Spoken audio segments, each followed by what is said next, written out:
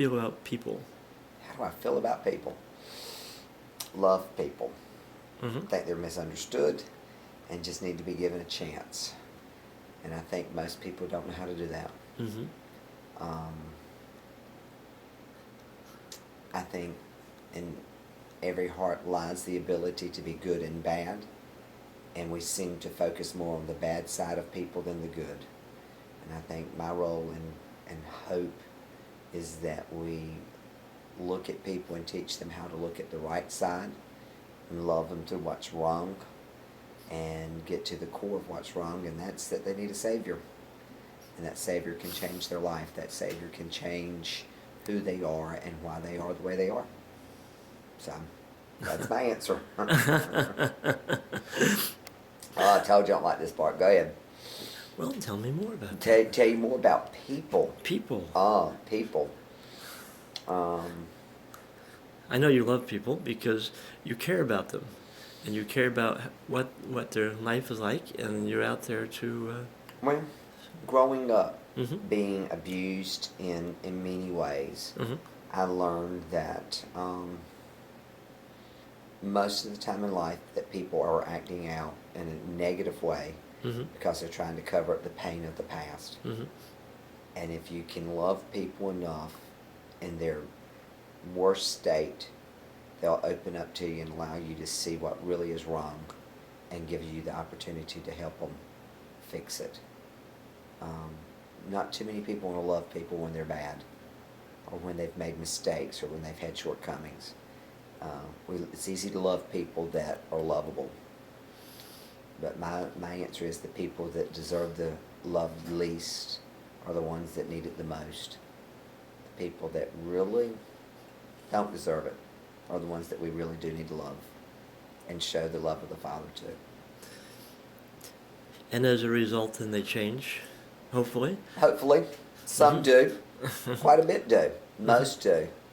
I think it's influence. I think you've got to make sure that the negative influence that they're around, that they make new friends and have a positive influence. Mm-hmm. Environment's got to change. But you don't have the right to change somebody's environment until you have a right to love them where they're at. You've got to go to where they're at. Mm-hmm. You've got to love them where they are. And that's what we try to do. Love people where they are. Mm-hmm. So that's the message for this church. Mm-hmm. Loving people where they are. And then the rest is between them and God. Mm-hmm. Ultimately, they have to be responsible for their decisions. Our job is to help teach them through worship, through teaching, through preaching, through modeling, discipleship, that there is a better way. And at best, just to make you a better human being. You know? Just to make you a better person. And that's pretty cool. Mm-hmm. Yep. So can you tell me some personal ways this had happened both to you and to your parishioners? What's happened to me? Oh God, I had an aunt that was a Christian mm-hmm. that loved me through all of my dark times mm-hmm. of abuse and showed me that there was a God that really cared. Mm-hmm. And I made up my mind at that moment that I would spend my life showing others the same way. That you don't have to go to bed with nightmares and wake up screaming. Mm-hmm.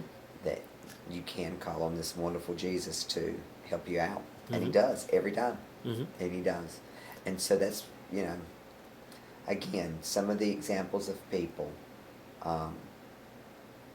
in this church whose lives have been touched because of just loving them where they were mm-hmm. and showing them that they knew they were wrong. They knew what they were doing. Their habits, their behaviors were wrong. But they never had somebody to love them through it. So if you can love them through it, you can love them to it. What else? What do you feel is important? What do I feel important? In what way? You tell me. What do I feel is important? Yes. There's only one way to heaven. Mm-hmm. According to a belief system that I hold dear. Mm-hmm. There's only one way to the Father, and that's through the Son. And that Son is Christ. And I hold tight to that every day. Mm-hmm. that we've got to get to heaven. Mm-hmm. Hey, you back there. Hey. I'm being videotaped now. God. Is Kathy here? Yeah, Kathy and Miss Betty. You need to talk to Kathy Parks. Okay. Kathy Parks can tell you a wonderful story of how this church has changed her life. Okay. Good. That's who you need to talk to. All right. Kathy! Kathy's one of those special people that can tell you in her own words how this church changed her life. Uh-huh. I'm good. How you, Miss But Pat? I'm sorry, there's You got phones and baby. everything else are going off. Well, you know, that's It's a part of busy the place. church. That is part of the church. Yeah, he's proud. You know. It's a busy place. It's busy. Let me get Miss Kathy. Hold on a second. Let me. Well, I've had a pretty And while rough... she's telling your story, I'm going to get ready so you can work. Keep going, Okay, because I'm gonna have to leave. okay. I pretty much had a pretty rough, background and everything, and Mm-hmm. I've come here a couple times to just to get out of the house or whatever. A friend of mine brought me, and I'd gone to New York, and I came home back from New York, Mm-hmm. and pretty much I was broken. Mm-hmm. I was calling it quits. Mm-hmm. I didn't want to live no more. Mm-hmm. And I had a daughter, so I figured, you know what? I'm just gonna go to church and try to find a family. Go there for a month or two, to take my daughter in, and end my life. Mm-hmm. And just one morning I woke up, and I was like, I need to go to church, and I couldn't find a ride. So I ended up walking, and it took me 2 hours with my daughter. It was 90 degrees, a little bit of sprinkling, and I walked to church. And when I got here, just one service with Pastor Marc had just turned my life around. And I didn't understand how anything was going to work out. Mm-hmm. By the time I left, I had phone numbers for rides to church. They helped me find a job. I couldn't get back and forth to work, so they have taken me back and forth to work, whether it's 5 o'clock in the morning and found a way for me to get home at 2 something, or it has been 2 o'clock in the afternoon and working until after 11. Mm-hmm. And they find babysitters for my daughter. The pastor and his wife have kept my daughter quite a lot. Uh-huh. I didn't have a bond with my daughter, and they have taught me how to be a parent. They've taught me how to do shopping, and they've helped me create a bond with my daughter. I was broken, and everything was just turned around in one service. Mm-hmm. They take me back and forth to my doctor's appointments. They get me the things that I need. They gave my daughter a Christmas.